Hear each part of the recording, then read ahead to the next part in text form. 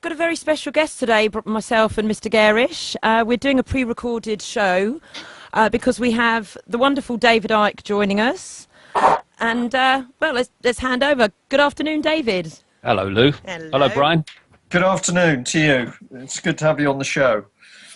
Yeah, it's been a long time, isn't it, really? I've been watching interviews for a long time, and yeah, it's nice. Okay, well, we're very encouraged by the response that we're getting, and well, Louise has been doing a great job with her radio show, which has given us a little bit of a push into mainstream media on a local scale. But I've no doubt that it's made a real difference, and then we're getting a good result now to what we're pushing out via the UK column, and the idea has been to bring as many people as we can in and interview them, and slowly but surely, yeah, we're picking up viewers and listeners, so we're very encouraged by that. Well, you know, just when I said I watch the interviews, I watch them often when they're put onto YouTube. That's what I mean by watch. I know it's a radio thing, and I think it's very, very important. I think it's been a long time coming that we have a radio voice in this country that can talk about this information that the mainstream won't, because of course, over in America, there's lots and lots of stations and programs that are putting this out, and it's nice that we've got this in Britain, because you know, this in so many ways, this country is the epicenter of all of it. Not only because so much of the control system is covertly operating out of the City of London, as well as places like Rome, etc., but also because, as with America, we're leading the way with the whole conspiracy to enslave people in every area of their lives, mentally, emotionally, and physically. I mean, it's interesting to me to see what is so blatantly happening in terms of politics, not just in this country, but around the world. But this country at the moment is a classic example of it. We have this idea, we have to take this idea, otherwise we might realize we live in a one-party state, same with Americans and others. This idea that there are choices at elections, and then those choices are made by us to decide who the majority wants to be their government, even at its best. That is, you know, imposition by the majority. I think there's other ways we could organize ourselves, but that's the idea. But the way the scam works, and like I say, it's so blatant in Britain at the moment, is that you have, say, two parties. We have like two and a half here, but we have two parties in most countries that have any chance of forming a government. And it works like this. The one in power, which has the power through legislation to introduce this agenda for the constant, incessant centralization of power and the destruction of freedoms in the Orwellian state, that does that. That introduces them as a government because it has the power to do so. At this time, the opposition party is opposing that agenda, largely. And then we have this farce called an election, which we did when Cameron came in. And now the party that was opposing things in opposition is now in the government. It introduces the things that it was opposing, and now the Labour Party, for all those years with Blair and Brown, was pushing this police state on and on and on. Yeah. Now it's in opposition, it's opposing it. And we've seen this extraordinarily blatant situation where Cameron and the Conservatives were talking about rolling back the Big Brother state. I remember standing in the Big Brother by-election. It's that guy David Davis, which was, you know, to highlight from the Conservative point of view that, you know, we're against the Big Brother. And then they get in, and it's on steroids what's happening now in this country. And people need to reach this simple understanding that the sides in politics are merely to give us the illusion of choice. And, you know, I'm writing this book at the moment, and I'm going deeper into the rabbit hole than I ever had before.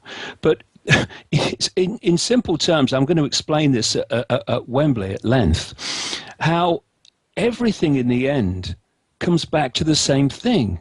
You know, if you go back into the ancient world and you pick up the religions and what have you of places like Babylon and Sumer and Egypt and all these ancient societies, and you look at the way they structured their religion, their belief system, their use of what people call occult practices in a negative, malevolent way. And then you follow this stream of bloodline families and that belief system and that, for want of an all-encompassing term, that satanic religious network, and they move through history as one unit where one goes, the other goes. And when you get deep into the rabbit hole, you start to realize that the secret societies that are behind this manipulation and are putting people in the places to make the manipulation and the conspiracy most effective, they believe in the same entities and in the same satanic religion as the Satanists do. They just express it differently. And then when you go deeper into it, you find that behind all the cover stories of the different religions, whether it be Christian, whether it be Judaic or Hindu or Islam, whatever, you find that at its core, it's come out of this same satanic belief system. Yeah. And this same way of doing things. So in the Roman Church, you have the Eucharist, where they symbolically eat the body of Christ and drink the blood with wine. Well, that's just an outward expression of what the Satanists literally do to people. And then you find that, and Brian's done a lot of research on this, you find that these key people in banking, in politics, business, media, they are all initiates of this same network.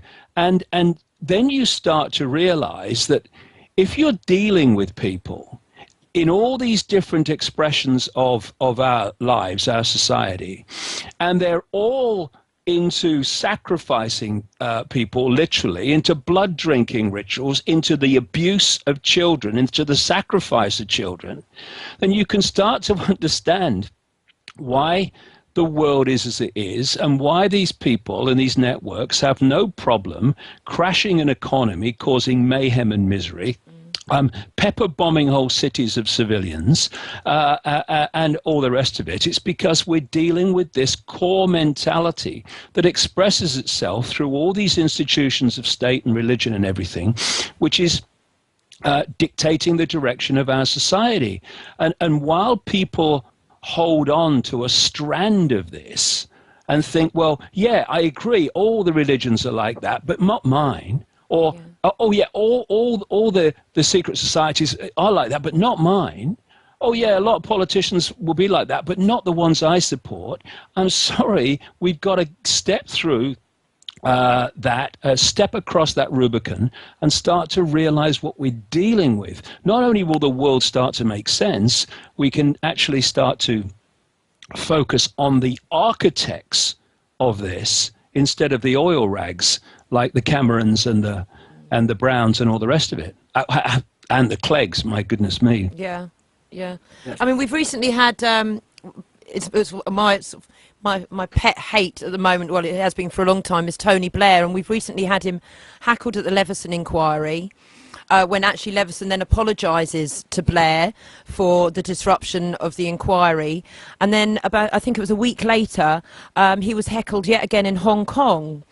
And his response, instead of anyone making the observation that these people who are calling for his arrest for war crimes, no one picks up on that, but Blair just ends up just laughing it off and saying, I'm used to this, and making a joke of it, that it's something to be laughed at. I mean, this is the kind of mentality, and they seem to be everywhere, these type of people at the moment. Well, the thing is, Lou, I've been writing about this for the best part of a quarter of a century now. Yeah. And they are genetically different. They are. They claim to be genetically different. This is why they interbreed with each other. They are. And there's an element of their genetics that impacts massively on their psyche. And understanding this is to understand the mentality that you're describing. And that is, they do not have the ability to feel empathy. And if empathy is the fail-safe mechanism of human behavior, if you have empathy, and you can put your feelings or yourself in the feelings of those who are suffering the consequences of your actions, that is a great balance, fail-safe mechanism of behavior. Imagine that you don't have that ability to feel empathy, so no matter what you do, individually or collectively to people, you have no emotional consequence whatsoever. Now, if you look at what Blair has done, I mean, Blair, I mean, he went to war with Clinton, he went to war with Bush, now his alter ego is going to war with Obama. And when you see these people, you see, this is a really important point, what this network does, and because it's an expression of the satanic, its modus operandi is the same as the satanic. And what the Satanists do is they reverse everything. They invert everything. This is why the classic symbol of Satanism is the inverted pentagram. This is why they invert the cross. It's not a slight to Christianity. It's not, because they know the deal with Christianity is they know the deal with Judaism and all of them. It's the inversion. I mean, the cross is an ancient symbol used by these people long before Christianity. And what they've done is invert the cross. It's the inversion that's the point. So what you have to do to understand society and the way these people work is to invert everything they say and everything they do. So when they say, making a speech saying, we want peace, they're actually saying we want war. When we're saying we need to sort out the global economy, they're saying actually the idea is not to.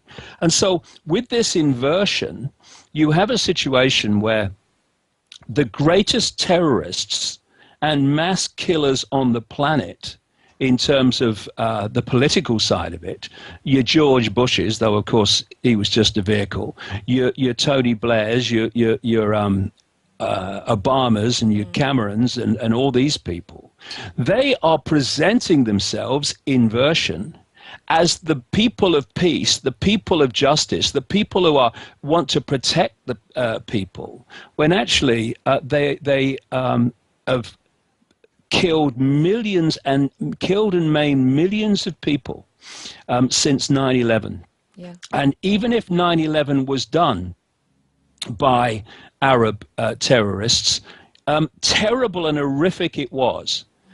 3,000 people in New York have led to the retribution of millions. And of course, it wasn't Arab terrorists in New York either. The same people behind that were the same people and are the same people behind this campaign of acquisition and mass slaughter.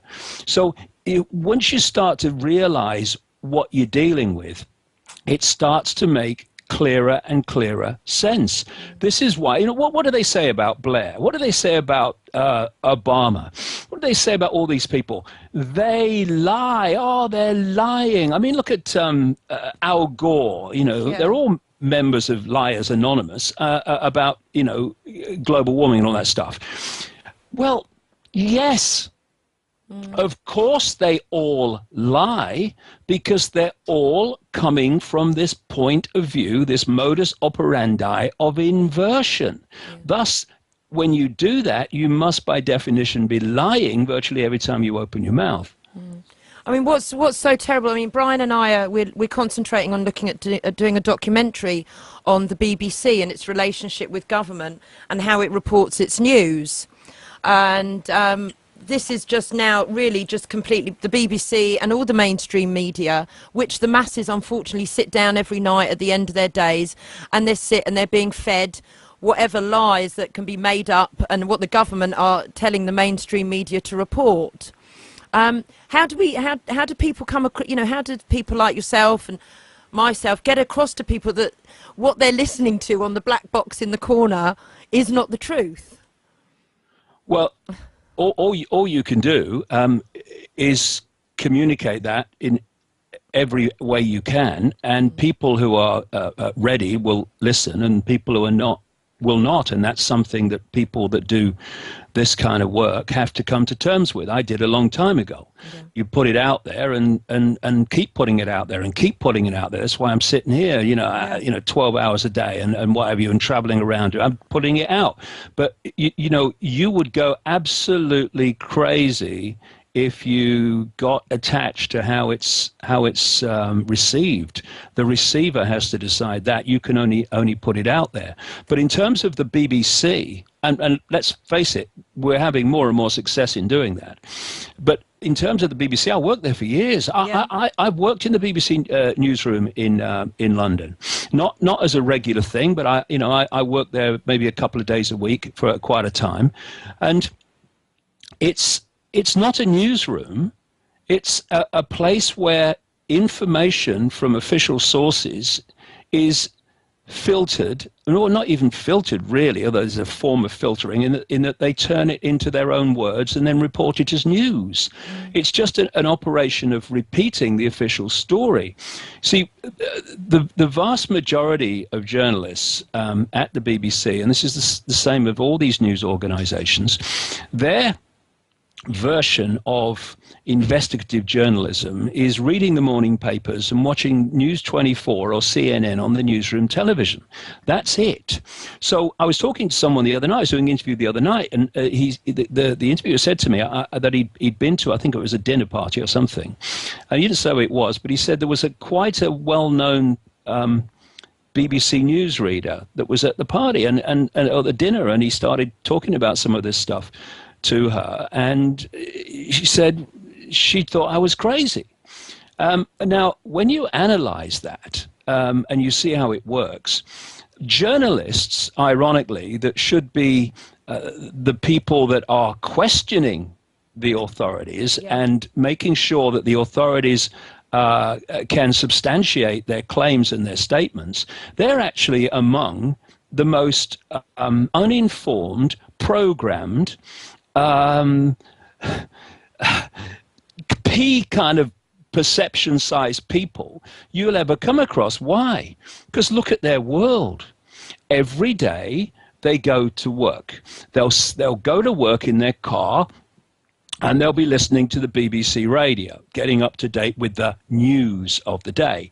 What's coming out of that radio is the official version of events turned into the words of BBC reporters and newsreaders and read as fact. They then get to the newsroom, where the newsroom telly is running. That's probably BBC 24, the 24-hour news. That's giving them the same stuff. The morning newspapers are there. That's giving them the same perspective, basically. And all through the day, news is coming in. News, information, alleged, is coming in from official sources, telling them the same thing. So when you're doing that day after day, you become completely mesmerized and programmed by the official version of everything. And that's why it's the people that are not in that world that are the real journalists today and the real investigators today, because they are not being programmed throughout their working life. And then, of course, these people will go home and they'll watch the telly and see the same programming. This is how it works. And thus, you don't really, although this does happen, of course, if things get out of hand, but you don't really have to tell these people, these journalists in that state, what to do, because they take the norm of everything as their official point of observing the world. So the scientific norm is what they'll take as credible, and anyone challenging the scientific norm must be a bit strange. The norm officially is that climate change caused by human activity is true, so they take that norm, and anyone challenging that is a bit strange. And so it goes on. And then you've got correspondents, so-called experts and reporters that are clueless overwhelmingly about the subject that they're doing. If you're a general reporter, this is the same in the whole of the media, but if you're a general reporter, you turn up and you're given a story that day, and you cover it. You don't know anything about that story when the day started, but by the lunchtime bulletin, they want something. Yeah. And by the evening, they want a bit more something. And then you go into the correspondence. I watched a guy called Ben Brown, who fronted up a lot of the coverage from Libya when civilians were pepper bombed from the sky to protect civilians. That contradiction never got through to any of these people because they're so blind, because their norm is that Gaddafi's firing and killing his own people. How do they know that? The official authorities have told them, and thus that's their point of reference. And the rebels, who were just NATO and American place people to start off the trouble, to start the excuse to go in there with NATO, they're the good guys. This is how it works. And thus, because Ben Brown knew nothing about the greater picture, all he could do was stand there every night and give you the official version of what happened that day. They have another correspondent called Fergus Walsh. He's the scientific medical correspondent. The man hasn't got a clue about medicine or science. So when you're in that situation and you're covering a medical or a scientific story, you have one point of reference for the information you're going to broadcast that day. And that is what the official authorities of medicine and science have told you. Yeah. And these people are repeaters. We do not have a journalistic profession overwhelmingly. That goes under the name of bloggers and radio stations and that are dedicated to this information. That's where the journalism is. What we have in mainstream journalism is a public relations network for the official version of everything. And then there's the other thing about journalists. The worst kind of censorship is not when someone comes along and says, that's going to be spiked, we're not having that. That's not great, but at least it's there. Yeah. And it's being, it's having to be imposed. The worst kind of censorship is self-censorship. And that's what happens in the media. I'll tell you from watching it at close range. What happens is you get a story, and you get an angle on that story which is seriously not the official line. Yeah. What happens then is you know that if you go in that direction, there's going to be trouble. It needs a lot more research than just taking the official line and repeating it, so you ditch it. And there was a wonderful DVD, I think it was called Outfoxed. It was a DVD talking to producers, former producers and journalists on Fox News, explaining what happened every day. Every morning, the stories that news station allegedly were going to cover came down from the management.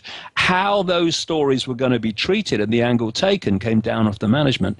And anyone that deviated from that was not with Fox News very long. And so they were saying comes to the point very quickly where you know what the game is, you know what the parameters are, and if you want to keep your job, well, you just don't go outside the parameters. Self-censorship. That's how most of it's done. Plus, through ignorance of journalists who really haven't got a clue of the world they're dealing with. No. Sorry. Go on, Brian. Okay, David. I wanted to say to you, you've come in there as always, woomph with a lot of information, which is great. I just wonder I'm going to say ordinary people who are having listened to the program, and maybe people who haven't come across you before, they will have heard stuff, I've no doubt. They will have read things about you put out by the media that you've just described. But if we came in a bit tighter and said, we've got ordinary people out there probably sitting at home, having listened to what we're talking about, we know that they are getting a sense that something isn't right in the country. They can't quite put their finger on it. They haven't yet been looking into all the high-level stuff that you've covered a little bit of right at the beginning of the program. So if we say at the moment, what is it you would say to ordinary people who are beginning to look around them saying something's not right? What areas would you point them to investigate a bit further? I don't want to put the words in your mouth, but should we be saying, just have a look at the way the police operate, or have a look at the way your local authorities operating? Can I get your opinion on some things which are close to ordinary life that aren't right at the moment? Well, the first thing I'd say to ordinary people is stop thinking you're ordinary, because that's absolutely the key to the control.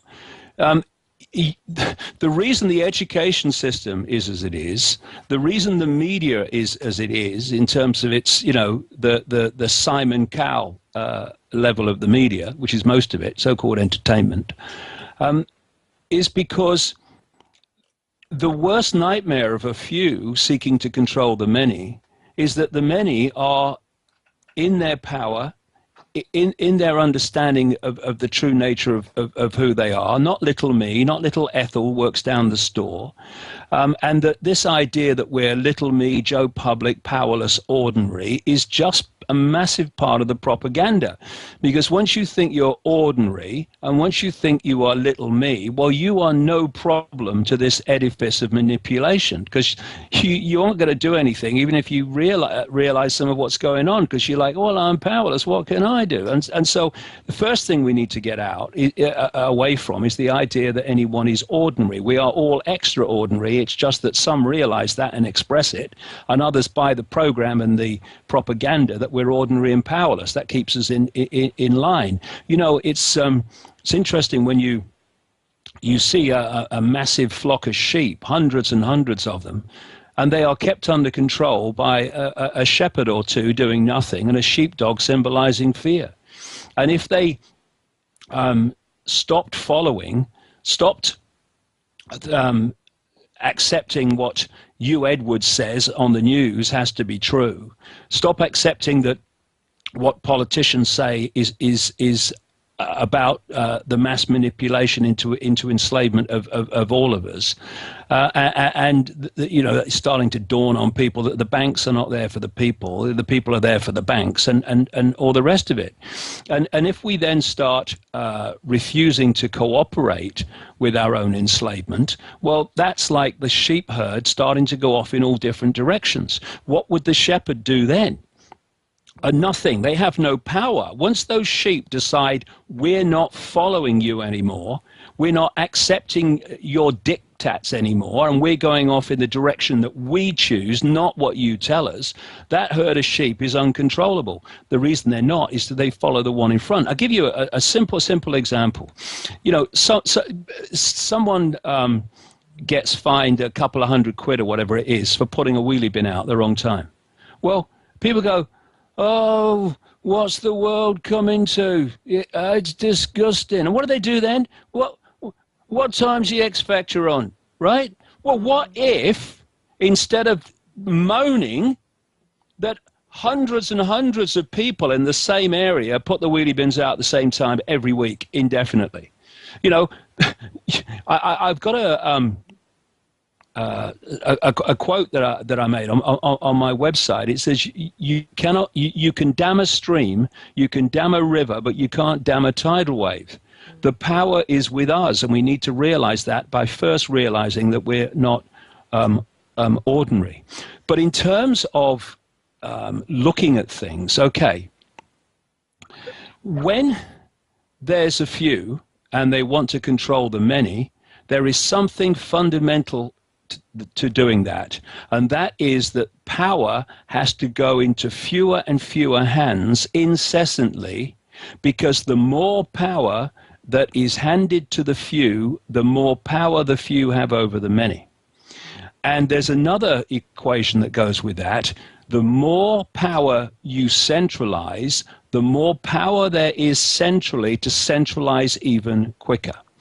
And so we've had this process now over a very long time, where humans at one point were organized in tribes, and the people in those tribes decided what happened. Then we had a fundamental epoch-changing period when lots and lots of those tribes came together as what we call nations. Now a few people at the center of the nation are dictating to all the other former tribes collectively. We're now in Europe, my goodness me, are we in Europe, massively on to the next stage, which is pulling all the nations together under a central control, the European Union. It's just the Soviet Union under another name. And so if people just looked at this simple equation, the more you centralize power, the more power the few have over everyone else. And then just look at the world in the last, well, hundreds of years, but on steroids in the last few decades and the 20th century up to now, where every area of our lives has gone through this same incessant process of centralization of power. Politically, it's blatant now. We don't even have democratic control of Europe. It's dark suits like Barroso and Rumpoy. Dictators, that's what they are. We've got to the point now, would we have believed it a very short time ago? I would, but how many others who've not researched this would, where we have an unelected banker who's the leader of Italy, and his cabinet's made up of academics and bankers and non-elected people. I mean, this is the way we're going. Then look at other areas of our lives. I mean, the centralization of power got to a point long ago where it was given a name, globalization. And globalization is simply the incessant centralization of power, giving more and more power to the few. You look at media ownership, the same's happened, banking ownership, corporation ownership. It's all a very clear pattern of centralization of power. Why? Because the more you give power to the few, to the center, the more the few have over the many. So ask yourselves, I would say, why is this happening? Why has it been happening over such a long period of time? Ask why it is that every time the European Union get a reply in a referendum from people in a country, we don't want any more centralization of power that you are proposing, that there's a period where they work on turning that round, and then they have another referendum until they get the result they want. And then, if they look at referendums in Holland, in the Netherlands, and in France, which were so strongly against this European constitution that they realized that they weren't going to turn that round by the old process. So what do? They say, oh, no, it's not the constitution, it's now the treaty. We're calling it the Lisbon Treaty. Of course, 98% is the same as the constitution. And because it's a treaty, we don't have to accept the referendum because that was on the constitution. And then Blair and Cameron, oh no, we don't have to have a referendum on it now because it's a treaty, not the constitution. But every time a referendum gives them the result they want, i.e. the acceptance of more centralization of power, then there's never another referendum. So that, I would say, ask yourself, why is that? Why is there this obsession with incessant centralization of power, no matter what the public want? And I'll tell you, and I'll give you a quote from Jean Monnet, the so-called founding father of the European Union and what became it. And this is what he wrote to a friend the day after I was born, 60 years ago, 30th of April, 1952. Europe's nations should be guided towards the superstate without their people understanding what is happening. This can be accomplished by successive steps, each disguised as having an economic purpose, but which will eventually and irreversibly lead to federation. And it's still going on. They've crashed the economies in Greece, they've crashed the euro. And what is Rumpy Pumpy and Barroso and this Gang of Four doing? They're suggesting that what's left of sovereignty in the European countries disappears to solve the problems that they have themselves created so that they could offer that solution. So if we just take a deep breath and look at the pattern, never mind the detail, and there's endless amounts of that, look at the pattern. And at the same time that this centralization of power and decision-making is going on, then at the same time, more and more of the most basic freedoms are being deleted under the excuses of terrorism. And the only terrorism that I've seen for a long time has been terrorism by the very countries and the very people who are saying we must have our freedoms taken away to protect us from terrorists. Look at the patterns. The patterns are plain because the patterns are real. Yeah. Well, today we had, you must have been aware about Roger Hayes being put into prison today in a secret court with no representation. That he walked into the court and the judge just asked him, are you Roger of the Hayes family? And we're sentencing you to prison. No jury, no representation, just the local council and a judge throwing him into prison.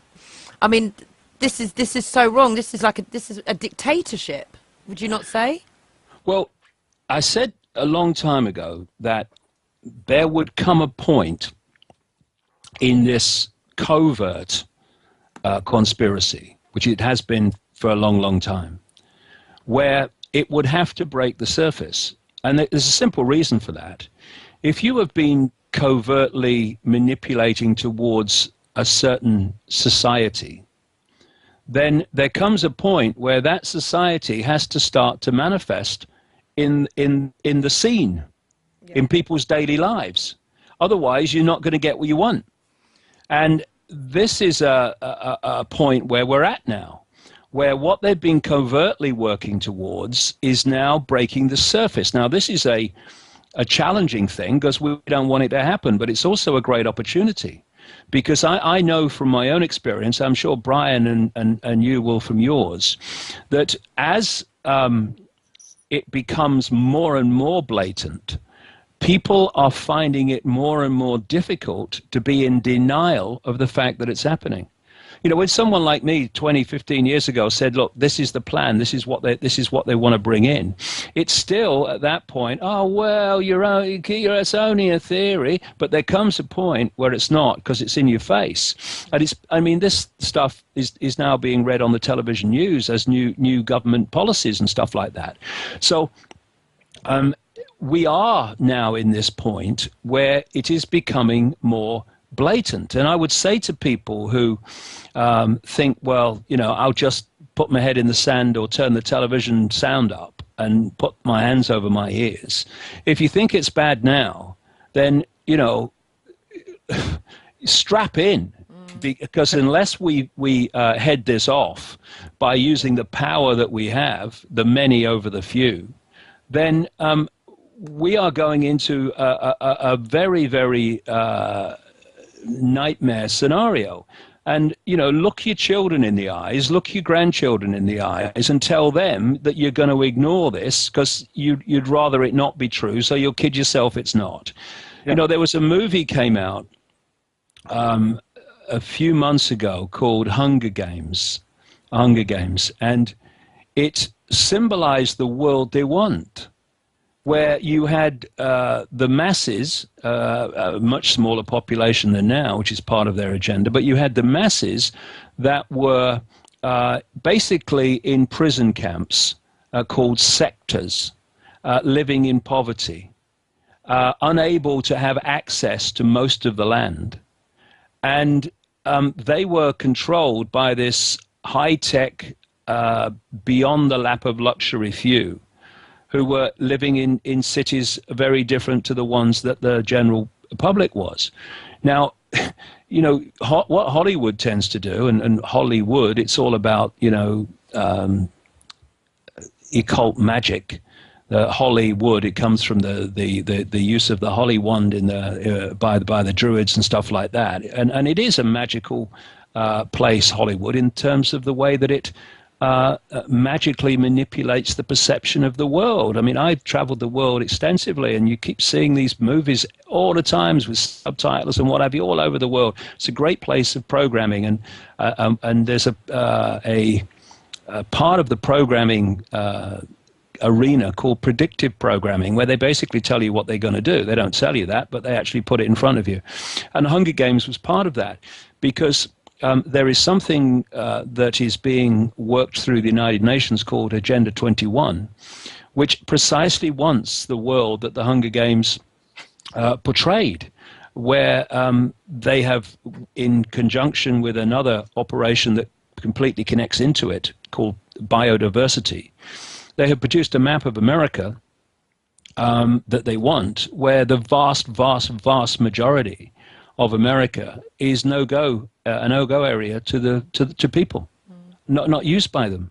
And you know, once you start to realize these things and what the goal is, then you can start to see them walking towards the goal through this process that I call the totalitarian tiptoe, where you move from A to your goal at Z, but you don't do it in too big a leap that you'll alert people of the direction you're going. But if you research this, then it's an open book. And you know, when Cameron and the Conservative government came in and proposed to sell off all the forests, this is all part of the process of getting people off the land. It's a stepping stone towards that. In America, you've got extraordinary stories of people being forced off the land in many and various ways. You know, last year, when they had the Mississippi and Missouri rivers overflow massively, yeah, there came a point where the Corps of Engineers blew the levees further upriver, because they said, oh, we've got to do it to save the people further down the river. They blew the levees and they flooded vast tracts of farmland owned by small family farms. Within 3 weeks, those farmers, those families received letters from the American government offering to buy their land through the Corps of Engineers. And that's just one example. I mean, the parts of America where they're removing access roads from freeways to isolate areas of land and communities, to get, make it so difficult for them that they get them off the land. This is where we're going. And you know, we can stay in denial for as long as it takes to get there, or we can have some backbone, open our eyes, and sort this out while we still can, because this is the key. They know that there are so few of these people, this inner core of the inner core network, in full knowledge of where they're going and how they're doing it. And the way that they impose their will upon the people is by recruiting from the target population for their dark suits and uniforms to run the thing for them and to impose their will upon the people. But they know that if people woke up and took action and stopped cooperating with their own enslavement and their children's and grandchildren's enslavement, the house of cards would come down. Because it's only standing up with our acquiescence, our ignorance that we're doing it, but that's less and less a plausible excuse the more that this information circulates. So they know there is a colossal danger that enough people will work it out and act upon what they've worked out. And so what they're working so hard to do is to get the structure of control technologically in so many other ways in place before enough people have awoken and taken action on the back of that to bring this thing down. So it's like, keep them inactive. You know what's happening. I'll give you a wonderful example of this. What's happening in Israel. What they've had since 1948, when Israel was officially created, was a series of fake attempts to find a peace settlement. And they're fake attempts because what's been happening is they've been buying time.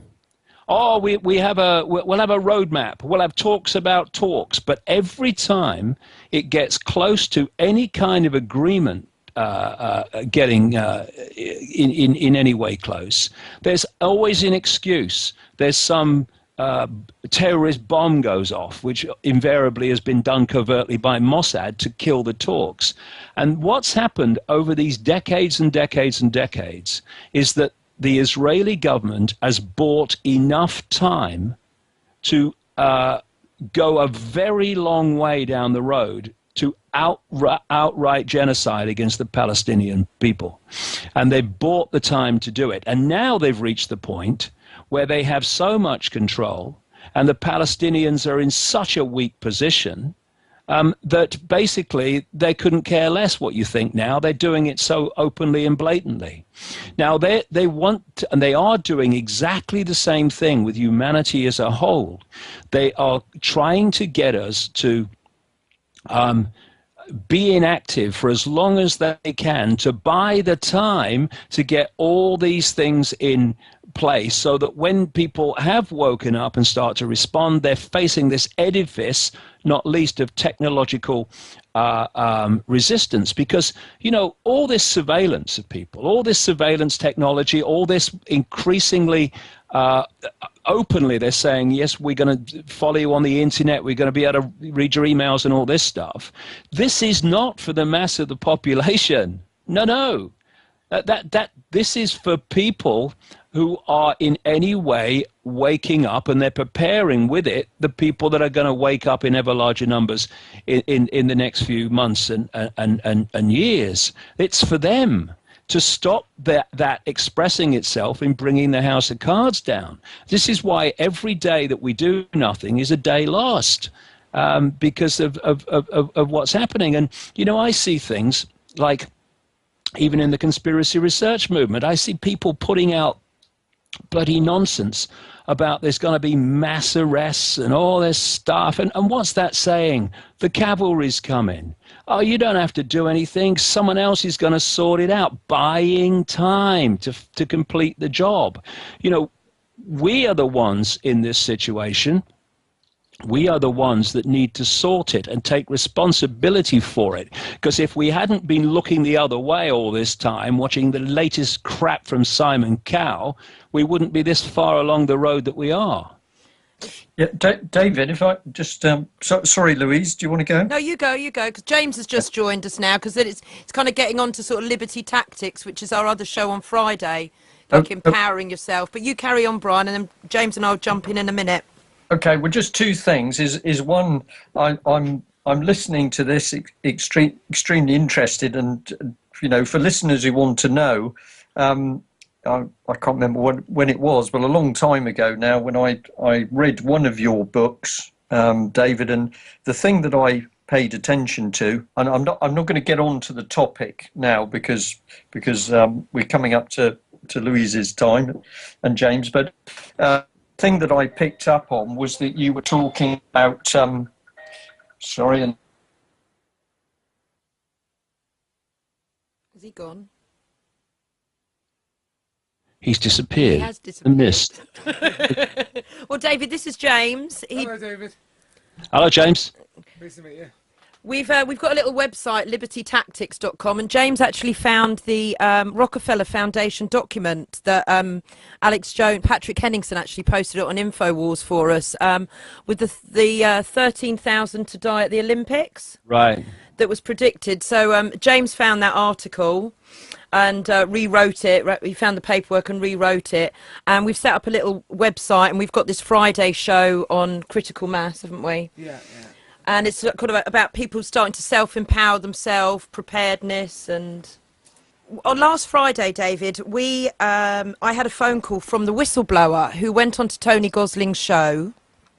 Yeah, I saw your interview with him. Yeah, so we had him on the show last week, and then I had him back on the show, and Patrick Henningsen from InfoWars, who came over recently and spoke to you. Right. We did another show with him. Now, it's quite funny because James and I have been talking a lot about the Olympics. Is it all set up for something to happen? And I was just really, your thoughts on the Olympics, to begin, the first subject is your thoughts on the Olympic Games, and do you think something's going to happen? Oh dear. Well, I mean, I could talk for ages. It depends how deeply you want to go. But let's go deep. Okay then. What these people do, for reasons I explain in my books, they feed off human energy and they manipulate the Earth's energy field because, we see our body, it appears to be solid, it appears to be physical. It's not. There's no such thing as the physical. I mean, quantum physics will tell you that.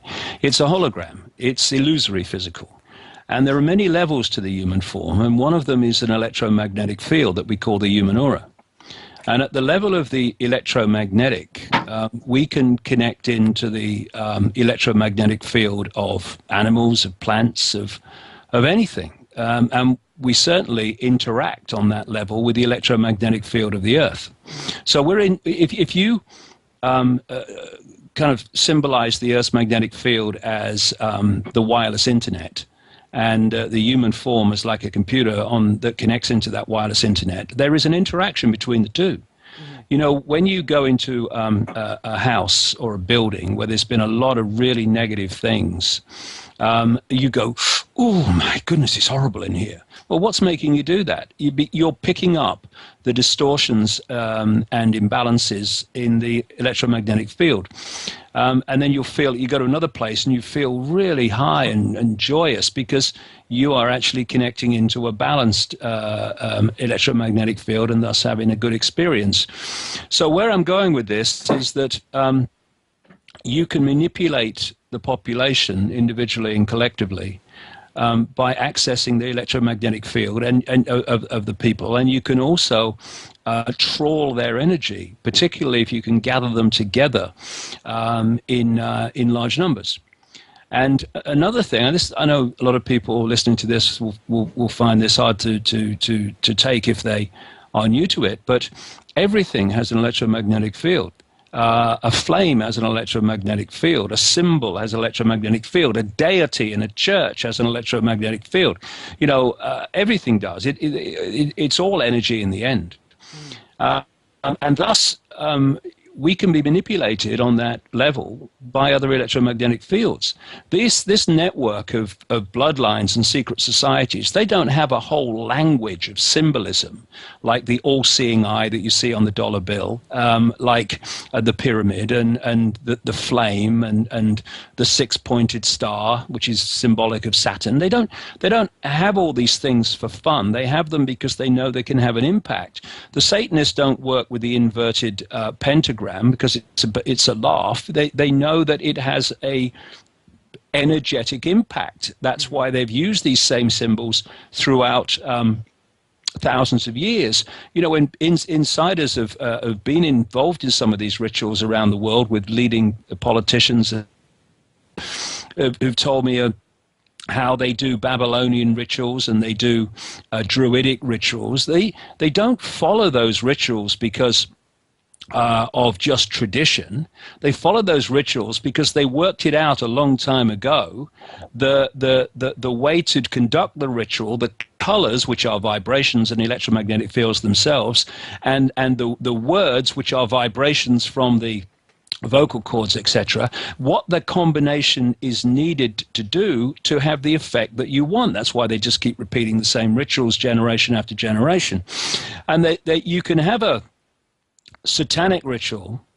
When they had these ancient open sacrifices to the gods, they used to say, they were sacrificing someone to the gods. Well, what were they sacrificing? They were sacrificing the energy field, the electromagnetic energy field, because the more terrified you become, the more in extreme fear you become, that has an effect on your electromagnetic field. It takes it into a certain frequency band, which can then be trawled. And you can do this individually, and it's widely documented how that's happened over the years and still is, or you can do it collectively. Because, when you go to a football match and the crowd is really excited, people say, the atmosphere was unbelievable. The hairs on the back of my neck were standing up. Well, what is atmosphere? It is the energy of excitement electromagnetically generated by the sum total of the crowd. That's why the hairs stand up on your back of your neck. It's an electromagnetic field.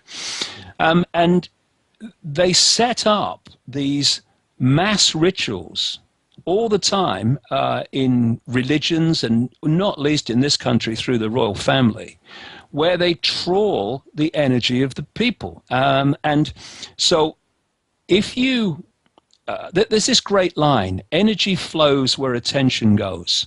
I was talking on the Alex Jones show the other day, and he was saying how he's experienced feeling someone was looking at him, behind him, in a restaurant maybe, and he's turned round and he's seen this person looking at him. Well, what has he been feeling? He's been feeling the energetic connection that is made when you focus. So the person is focusing on him, and what people would say, he's looking at me intensely.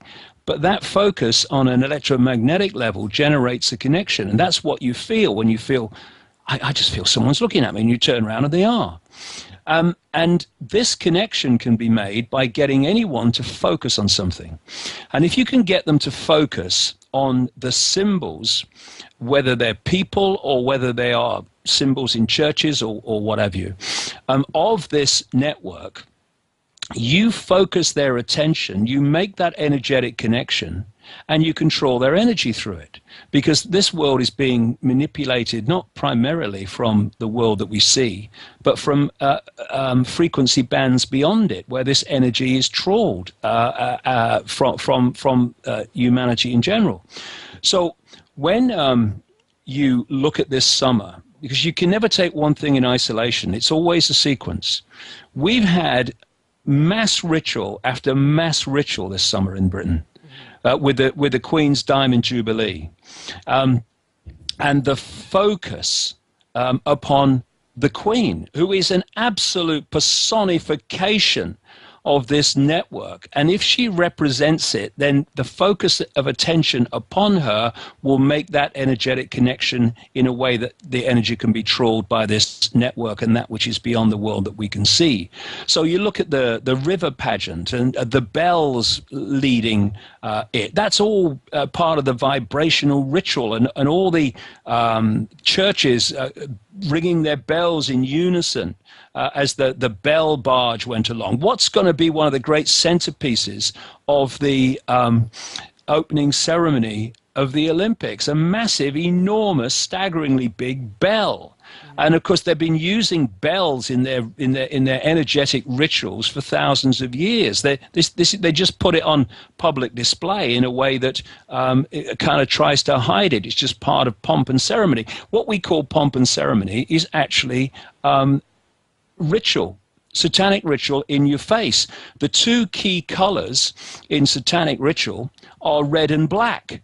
Look at any royal occasion. Look at the royal wedding. Look at the barge. Look at anything. It's all black and red. This is because it's a public ritual. And one of the great symbols for thousands of years of this network has been the torch and the flame. And one of the central points of this Diamond Jubilee was at the time of the music concert outside Buckingham Palace, where 4,200 beacons, i.e. flames, fires, were lit all over Britain and all over the Commonwealth, leading to the ritual at the end of the concert of the Queen using a crystal diamond to activate the mechanism that made that flame explode into life outside Buckingham Palace. This is all happening on a subconscious electromagnetic level, and that focus with the symbols of these people makes an energetic connection to these people. At the same time, we've had the flame, again the flame and the torch coming from Greece and going all around the country in virtually every populated area. That's all been going on at the same time, and it's bringing that energy, that collective energy, into London for the big opening ceremony, which will be full of bloody symbolism. With the moment when the flame is lit in the cauldron. The cauldron, of course, used in these rituals for thousands of years. And then you look at what Britain is and what London is. You know, I talk about the Earth having this electromagnetic field. Well, you know, we know that. But also within this field is a network of force lines, energy lines, which are known as ley lines or meridian lines or whatever. We have them in the body. That's what acupuncture is working with its needles, the flow of energy through these meridian lines. And the energy lines in the body are carrying information, what the Chinese call qi. Energy and information are the same thing. So passing through this network of force lines, ley lines, meridians, or in and through the planet is information. And there are points where these lines cross. If two cross, a small vortex is thrown up. If a lot of lines cross, there is an enormous vortex. And what you do in these big vortexes, what you impregnate it with in terms of information, in terms of energy, then gets transmitted all around the planet to impregnate itself within the energy field of the planet in general. It just so happens that the British Isles in general, and in many ways London in particular, is one of these great central points on the Earth's magnetic grid. This is why there are more standing stone circles and earthworks in Britain per square mile than anywhere else in the world. And what they're doing is they're focusing this energy upon London. This is where the flame is coming to finish up for the Olympics. Now, as I said, I'm not saying this is going to happen, but all the signs are that something is building here big time. We'll have to see how it works out. But I just said that what you do in these major vortex points is impregnates itself upon the entire Earth's magnetic field. So, having focused this energy, this electromagnetic energy upon London through this summer of ritual, should they, in that vortex, during or after the Olympics, have a massive negative event, then its impact, not just upon the Earth's field, but on the global psyche of humanity, will be absolutely enormous. You know, there are organizations that have measuring devices at different points around the world, which are measuring changes in the Earth's magnetic field. At the time of 9/11, as the information started to circulate of what had happened, and people were doing what? Focusing on an incredibly negative event all over the world on the television. At that point, there were massive spikes in the electromagnetic field. And because we are interacting with it all the time, what they do to us in terms of manipulating our mental and emotional state impacts upon the field, and what they do to the field impacts upon us. And this is the level it's all going on. And this is the level that this whole summer of ritual is going on. And it is very possible, not saying it's going to happen, but it is very possible that they will try to do something before the summer is out that will impact in the way that I'm talking about. Yeah, there seems to be, if you look into, you have the age of Aquarius coming up, which is always put forward as a very positive thing, but before that positivity, Aquarius dumps the old water away. You've also got the Saturn worship with the time cube ending in red, which is where we are now. So from their standpoint, it's probably quite a positive to start moving things forward so that they can start getting rid of this old system and either re-loop it into, you know, resetting the matrix, as it were, or it just feels like they're ready for sort of the opposite of the awakening of mankind, which maybe would be the natural sort of thing, and they want to reset it on their terms. Am I making sense there? You're making absolute sense, that's what it feels like. I completely agree with you. You know, I've been saying this for quite a few years now. Look at these two things happening at the same time. 22 years ago, when I started to realize what was happening, when the top of my head blew off, and my life changed, there was no sign of this great awakening. But I was told various ways that it was coming, and I gave it the name, The Truth Vibrations, which was the name of the first book I wrote on these subjects 22 years ago. And if you look at it now, it blatantly is happening.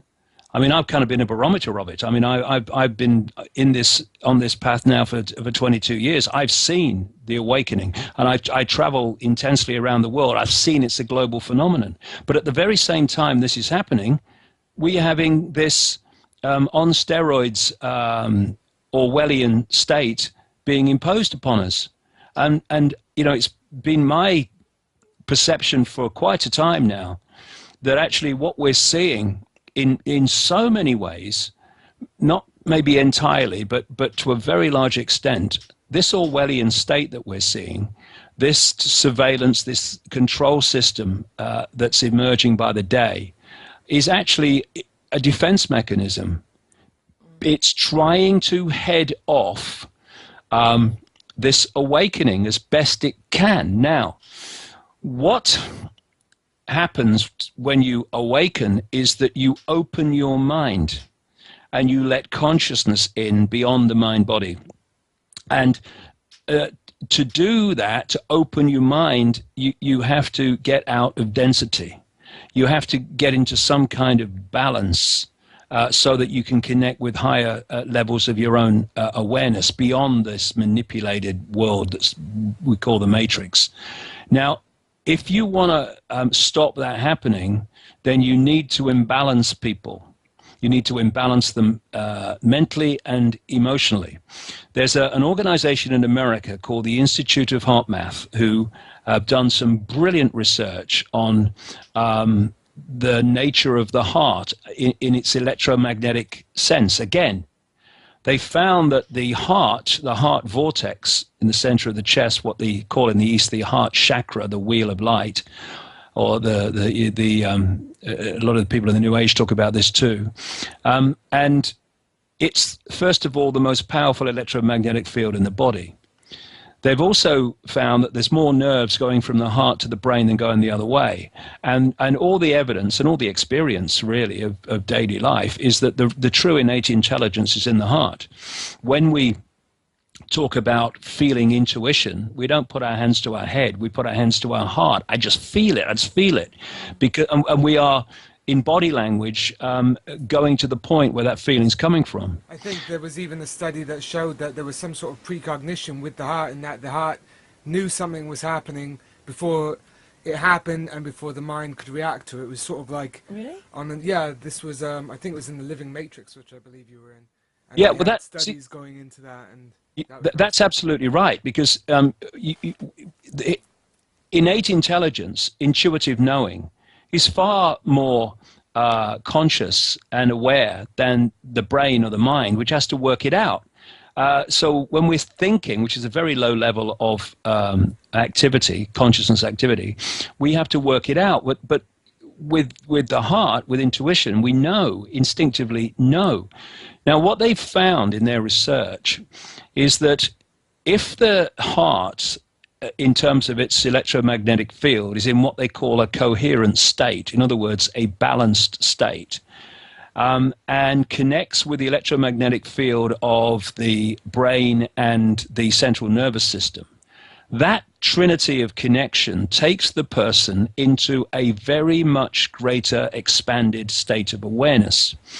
And the key to holding that awareness is the coherence of the heart's magnetic field. Now, so in the core of this conspiracy, this is why, you know, I go into this stuff so much, and I will at Wembley in October, is because this is where this core that's driving this conspiracy in the shadows. This is the level on which it's working. And so it targets the heart. It targets it with fear. And what it wants to do, and it has done brilliantly, is to take the point at which we interact with the world from the heart to the gut, to the belly, to the vortex or chakra that is the one for emotion. This is why we feel butterflies when we are nervous in the belly. This is why we often need the toilet if we're very, very nervous. It's because the imbalance by the nerves and the fear of this belly chakra vortex impacts upon the holographic field and creates those consequences. And what they have created is a belly-based society instead of a heart-based society, overwhelmingly. And so often, instead of me hearing people say, "What does your heart tell you?" I hear, "What does your gut tell you?" It's very kind of symbolic of where we're interacting with the world. And where are we interacting with it? Where do we make our decisions from overwhelmingly? Where do our reactions come to experiences and events? They come from the belly. They come from an emotional perspective. This is all manipulated to take us out of our innate intelligence. But as people move into a state of greater awakening, they move more into the heart. And this network at the core of all this understands these processes. And it knows that if it's going to throw a spanner in the works of this awakening, it has to throw a spanner in our energetic balance and coherence. And so what it's doing is throwing at us economic catastrophe, war. It's putting things in the food and the drink and the water, which affect us hormonally and chemically, which impact upon the energetic balance of the body, and they are trying as much as possible to destabilize us, to stop us taking full advantage of this vibrational change that's going on, which is impacting upon people's perception so more and more obviously. It's an energetic conspiracy which manifests out as what appears to be a physical conspiracy. There was I did an article at the weekend about a document called Quiet Weapons for Quiet Wars, which I first saw very soon after I started to wake up 22 years ago. And it came to light in, 1989, I think it was. And it was 1986, and it was dated 1979. And it was a manual for people who've been recruited into the government, military, mass mind control, mass perception manipulation programs, to show them and tell them how it's done. And it goes into how the whole thing about human control, as I've been saying for years and years and years, is actually about perception control, perception manipulation. If there's a few in you and you want to control the many, you ain't going to do it physically. You can do it in small areas with tanks in the streets, but you can't do it to 7 billion people. You have to do it by controlling their perception so that they see themselves in the world and behave, therefore, in ways that suit your conspiracy. But where I'm going with this in terms of this energy is it goes in some considerable detail into the nature of the economic system. And it says that actually it was understood a long time ago, and the Rothschilds were very much involved in this, it said, that the economic system responded very much and acted very much like an electrical energetic system. And so what they've done is create an energetic construct called the financial system to control the flows of power, information, electricity, which makes sure that the flow of power, here we go again, what I've been talking about, trawling the power of the people, the power ends up with them. So we see it in the holographic world, what we call physical, as all the money ending up with a few people. But actually, if you could see it on an energetic level, beyond human sight, it's actually like rivers of information, rivers of electromagnetic force, which are constructed to do that. And this is where what we need to understand if we're going to understand the conspiracy, because if we only look at the physical level of it, then we're going to see in effect, not even symbolically, in effect, we're going to see the movie hitting the screen as a done deal. That's what's happening when we see it happen in the world of the conscious mind. We've got to understand where it's coming from and thus where we can change it. And it's on this energetic level. And when you understand that, these royal rituals and Olympic rituals start to take on a totally different perspective to what they appear to be if you don't realize that this energetic level is happening. And this is the core level of the whole conspiracy. So what they're doing now is trying to get us in such a state of fear, a state of worry about the future in terms of the way the world's going, in terms of money and the financial system, loss of jobs and homes and livelihoods. So we so concentrate on that survival, and that concentration on survival has a distorted impact upon our energy field, because naturally we shouldn't be here to survive but to express that they are seeking to destabilize us energetically, emotionally and mentally, so that they can head off the greatest impact potentially of this time of awakening. We've had today go on. Well, I was just going to say, I just wanted to quickly touch on talking about we've got all this news going on about the God particle. One article that struck me this morning was that scientists have come up with a way that they believe that they'll be able to detect dark matter, which is, of course, the theoretical substance that is basically keeping all of our atoms together. And they say that it would be constructed using gold and DNA, and it just sort of struck me, gold as being a central focus for the power elite for all of history that we can, go back. If the Phoenicians, everybody, they're obsessed with it. And, maybe, do you think there is any sort of correlation with their ability to control, all of the things outside of the holographic world that they would use gold for, or is it simply just a tool of, like money? Well, it's both, really. I mean, they've convinced people it has value, and therefore people give it value, just as they've convinced people that the £10 note in your pocket is worth £10 when it's a piece of paper and actually is an IOU. Yeah. It's a promise to pay the bearer. It's not actually the payment. I mean, the whole financial system's a confidence trick and a magical trick. But there's no question that when you look through history, as you rightly say, about the obsession with gold, and this is always significant, I promise you, the obsession that the Rothschilds have had with gold. I mean, for such a long time, right through to I think something like 2004, the price of gold was set every day, twice a day, in the offices of NM Rothschild in the city of London, and then suddenly they pulled out of it, and it's if you go back to the Sumerian tablets where they talk about some non-human race called the Anunnaki coming to the Earth and manipulating human genetics and all that stuff, well, again, it connected this Anunnaki to a desire for mining vast amounts of gold. So there's something in this, and it's my view, having looked at this and picked up bits of information here and there over the years, that most of the gold that officially exists isn't there.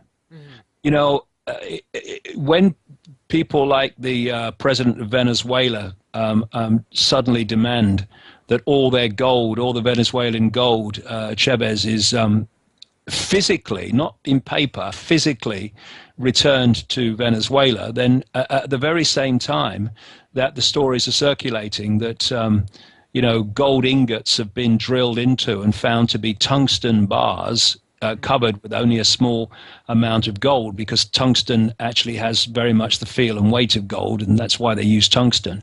And then you've got someone in Ron Paul, the congressman in America, who picked up this whole theme of there's no gold in Fort Knox.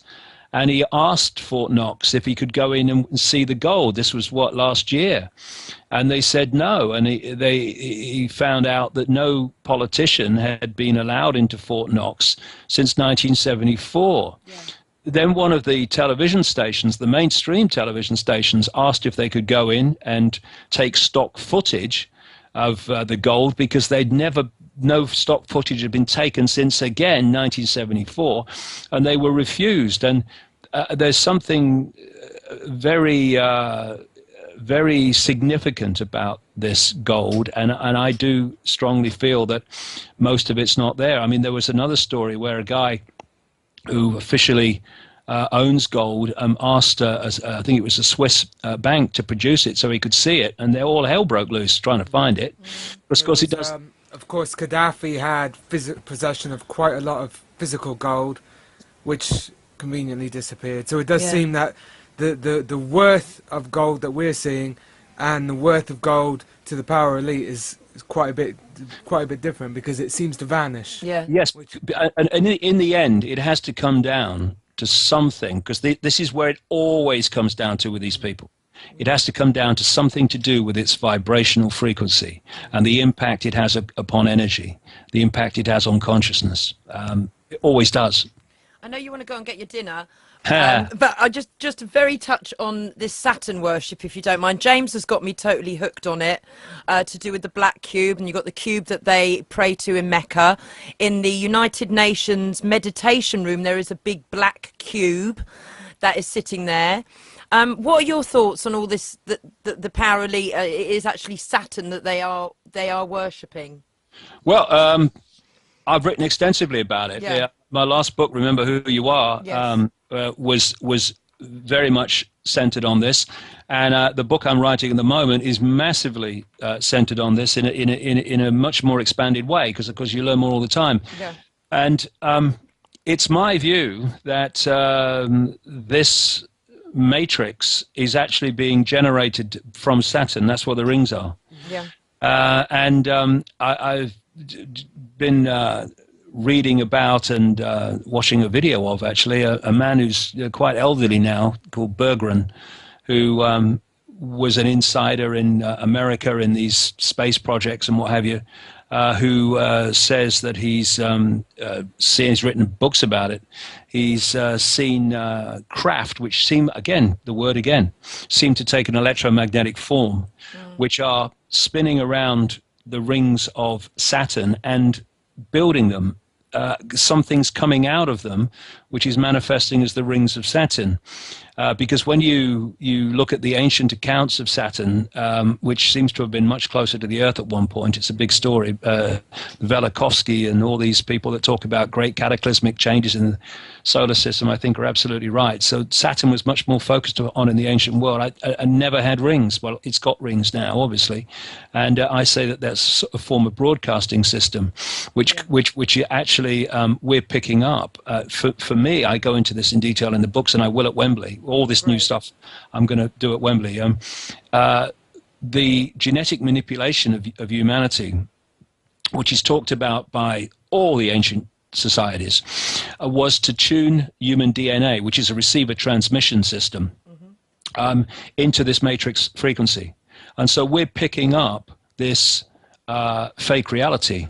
And this band of this matrix operates in the frequency band of what I call body-mind. That's the human body and the lower auric field. And if you are only perceiving, if your point of attention is only in that level of perception, then you're in the matrix and you're of the matrix.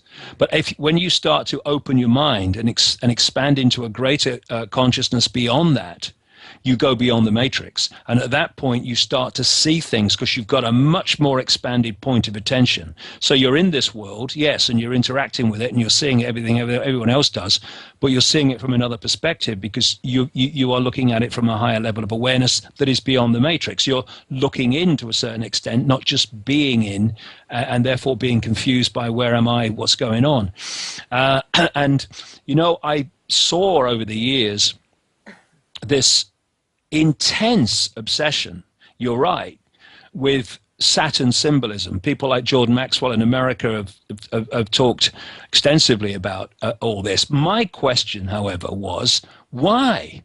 What's the next stage of, yes, we can see, why? What is the obsession with Saturn? Because you look at the religions, you'll see Saturn symbolism all over them. Yep. You go to the secret societies like the Freemasons, Saturn symbolism all over them. You go into Satanism, Saturn symbolism. You go into the flag of Israel, for instance, and the very name Rothschild. Rothschild comes from the German Red Shield, and the Red Shield referred to a red six-pointed star on the Rothschild's house in Frankfurt. And the red Saturn, Satanism, six-pointed star, is the symbol of Saturn. Not just the red one, that's a more extreme version, but the six-pointed star is a symbol of Saturn. So the very name Rothschild, Red Shield, comes from a symbol of Saturn. And when the Rothschilds then moved their operation, not for the benefit of Jewish people, for the benefit of their agenda, into Israel, they put the six-pointed star on the flag of Israel. And then you look at the Pope. I was looking at a picture of him today. I mean, I try not to, but sometimes I have to in the name of research. And he's got this big mitre on, which is just a fish head hat, which the old fish god worshipping priests in Mesopotamia used to wear. And the Archbishop of Canterbury wears it as well. But on the side of this mitre is a six-pointed star, blatantly.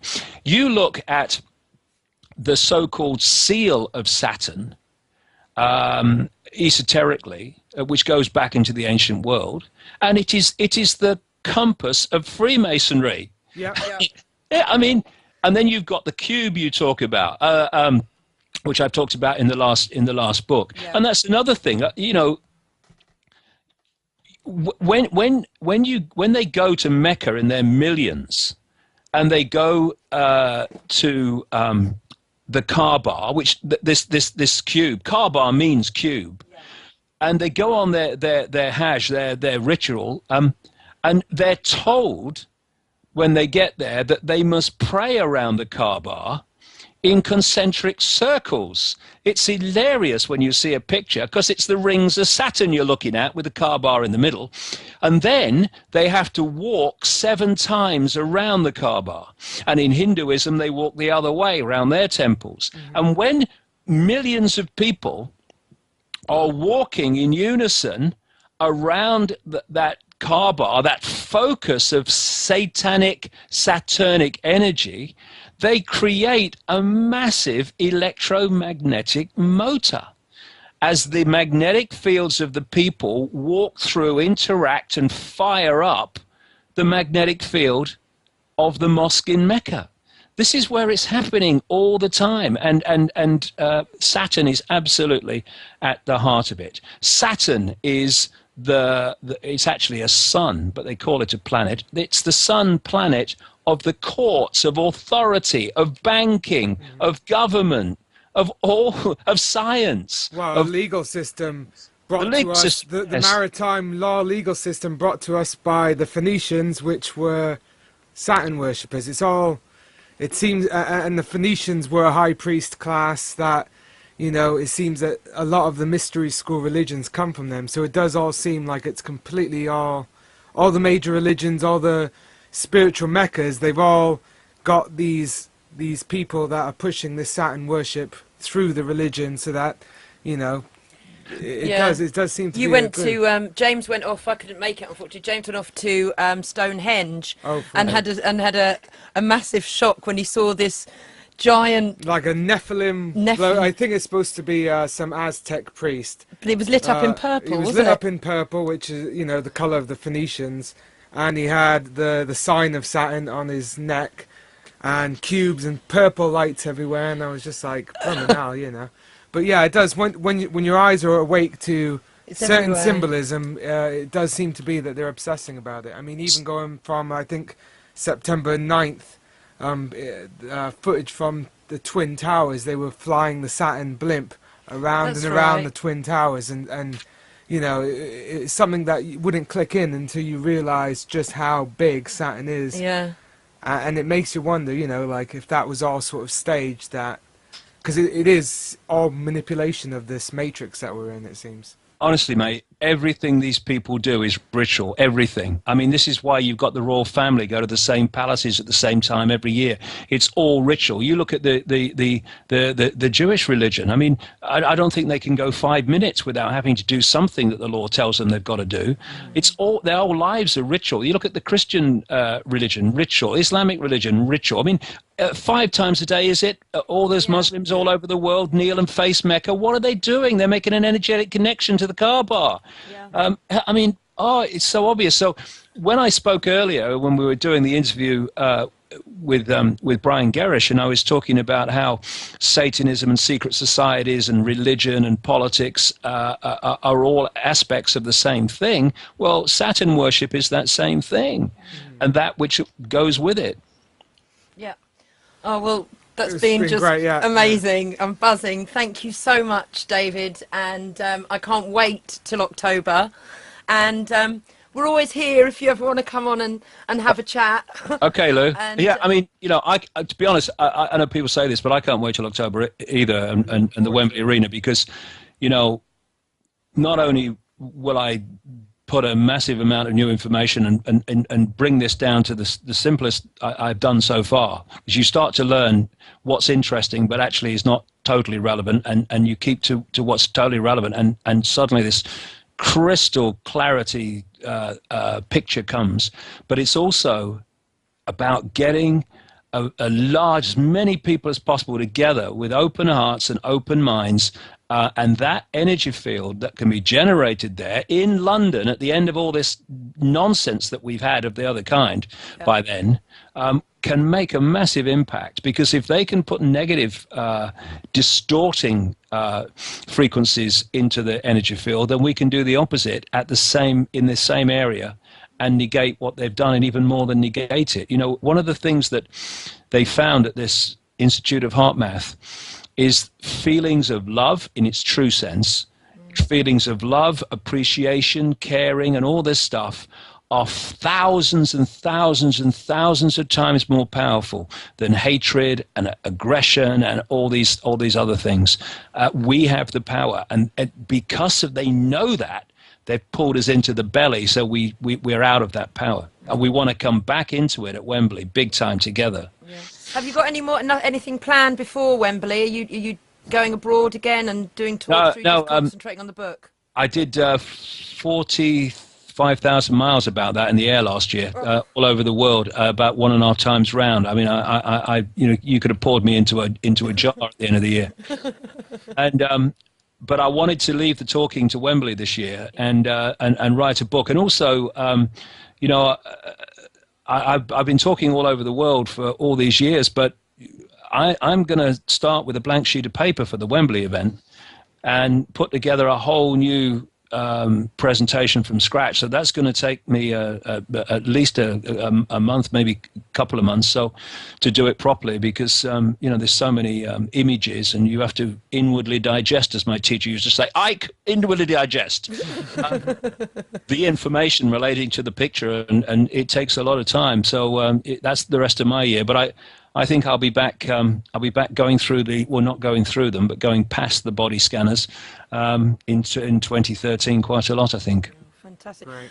David, thank you so much for sparing your valuable time to talk on our little show. It's Thanks great. a lot, It's been a David. real pleasure, honestly. It's been a real pleasure. Thanks very much. Ancient symbol used by these people long before Christianity. And what they've done is invert the cross. It's the inversion that's the point. So what you have to do to understand society and the way these people work is to invert everything they say and everything they do. So when they say, making a speech saying, we want peace, they're actually saying we want war. You know, when we're saying we need to sort out the global economy, they're saying actually the idea is not to. And so with this inversion, you have a situation where the greatest terrorists and mass killers on the planet, in terms of the political side of it, your George Bushes, though of course he was just a vehicle, your Tony Blairs, your Obamas and your Camerons and all these people, they are presenting themselves inversion as the people of peace, the people of justice, the people who want to protect the people, when actually they have killed millions and maimed millions of people since 9/11. Yeah. And even if 9/11 was done by Arab terrorists, terrible and horrific it was. 3,000 people in New York have led to the retribution of millions. And of course, it wasn't Arab terrorists in New York either. The same people behind that were the same people and are the same people behind this campaign of acquisition and mass slaughter. So once you start to realize what you're dealing with, it starts to make clearer and clearer sense. This is why, you know, what do they say about Blair? What do they say about Obama? What do they say about all these people? They lie. Oh, they're lying. I mean, look at Al Gore. You know, they're all members of Liars Anonymous about, you know, global warming and all that stuff. Well, yes. Of course they all lie, because they're all coming from this point of view, this modus operandi of inversion. Thus, when you do that, you must by definition be lying virtually every time you open your mouth. I mean, what's so terrible? I mean, Brian and I we're concentrating on looking at doing a documentary on the BBC and its relationship with government and how it reports its news, and this is just now really just completely the BBC and all the mainstream media, which the masses unfortunately sit down every night at the end of their days and they're being fed. And the Browns and all the rest of it. And the Cleggs, my goodness me. Yeah. I mean, we've recently had, it's my pet hate at the moment, well, it has been for a long time, is Tony Blair, and we've recently had him hackled at the Leveson inquiry. When actually Leveson then apologises to Blair for the disruption of the inquiry. And then I think it was a week later, he was heckled yet again in Hong Kong. And his response, instead of anyone making the observation that these people who are calling for his arrest for war crimes, no one picks up on that, but Blair just ends up just laughing it off and saying, I'm used to this, and making a joke of it, that it's something to be laughed at. I mean, this is the kind of mentality, and they seem to be everywhere, these type of people at the moment. Well, the thing is, Lou, I've been writing about this for the best part of a quarter of a century now. Yeah. And they are genetically different. They are. They claim to be genetically different. This is why they interbreed with each other. They are. And there's an element of their genetics that impacts massively on their psyche, and understanding this is to understand the mentality that you're describing, and that is they do not have the ability to feel empathy. And if empathy is the fail-safe mechanism of human behavior, if you have empathy and you can put your feelings or yourself in the feelings of those who are suffering the consequences of your actions, That is a great balance, fail-safe mechanism of behavior.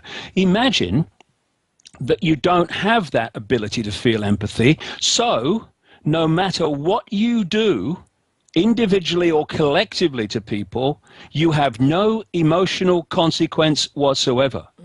Now, if you look at what Blair has done, I mean, you know, Blair, I mean, he went to war with Clinton, he went to war with Bush, now his alter ego is going to war with Obama.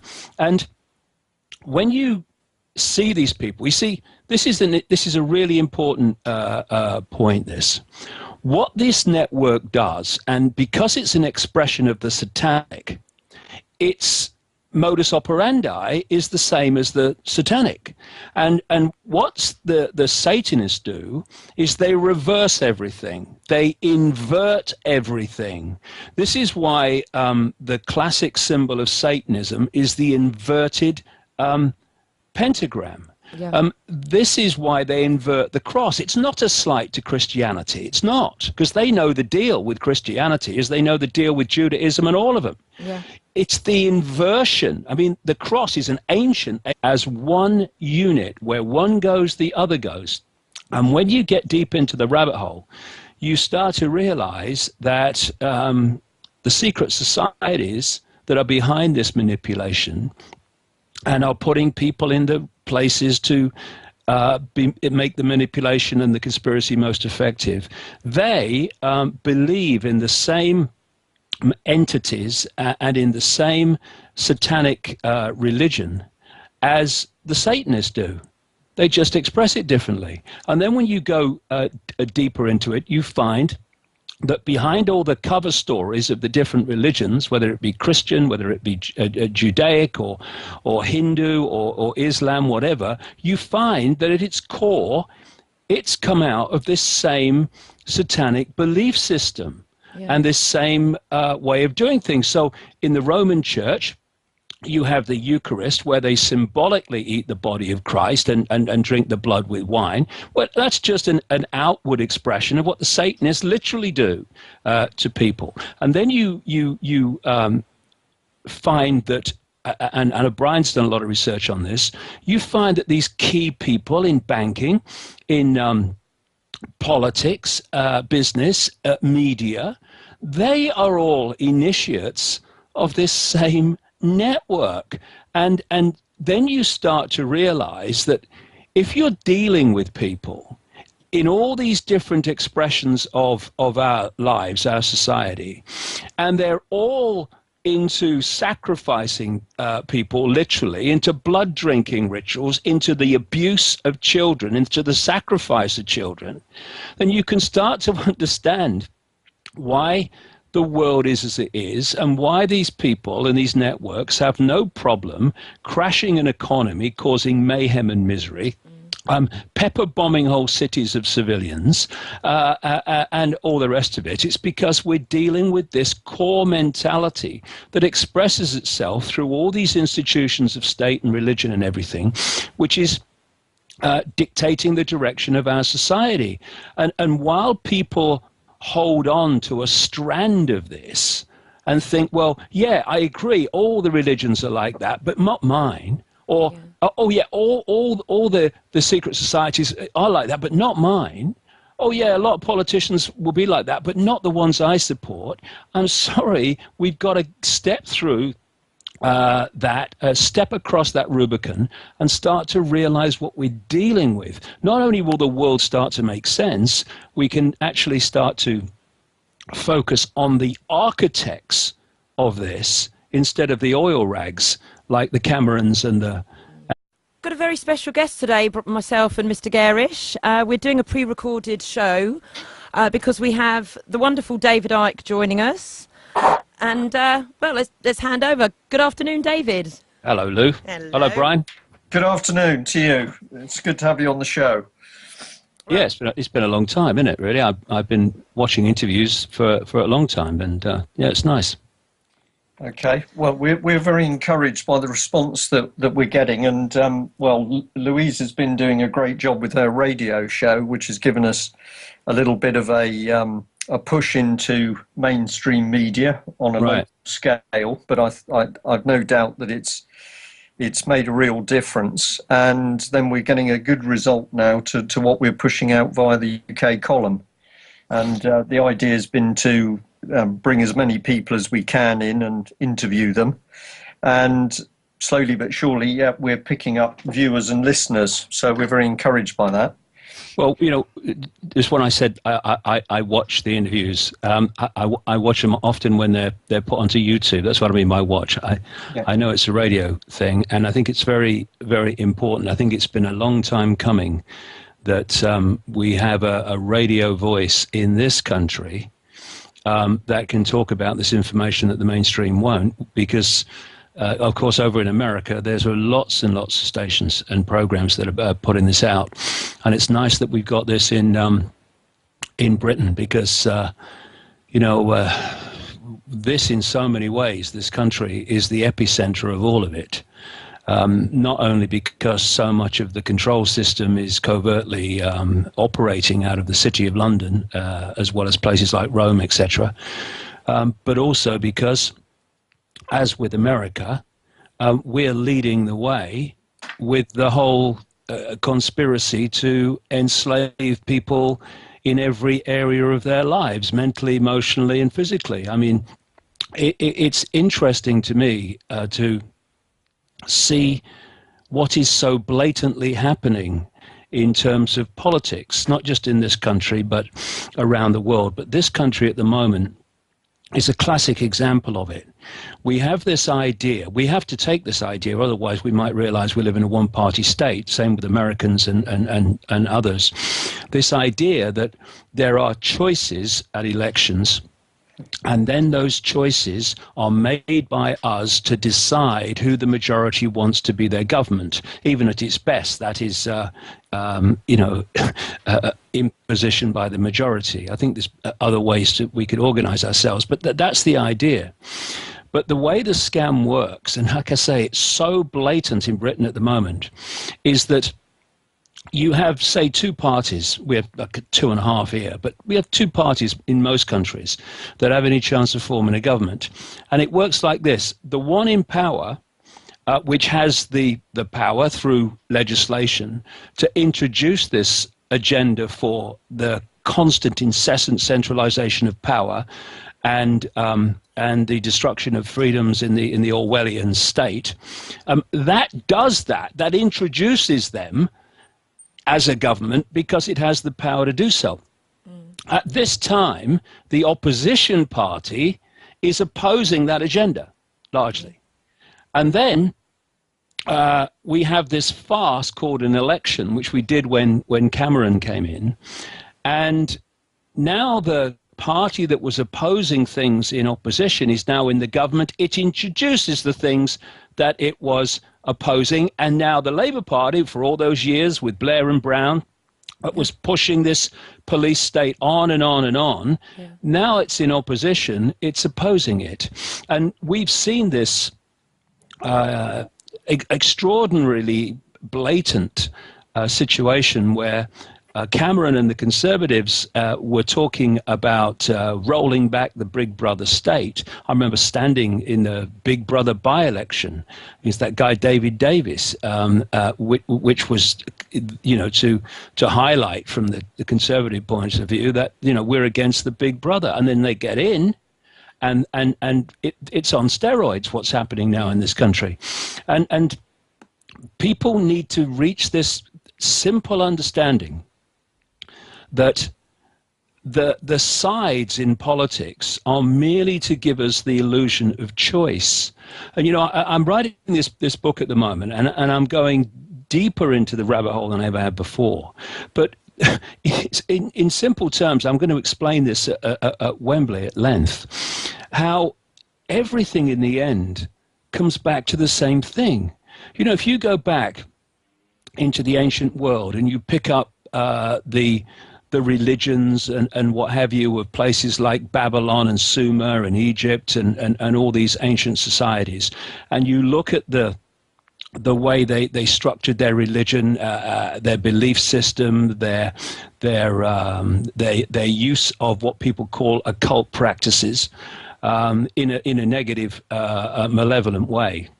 And then you follow this stream of bloodline families and that belief system and that, for want of an all-encompassing term, that satanic religious network, and they move through history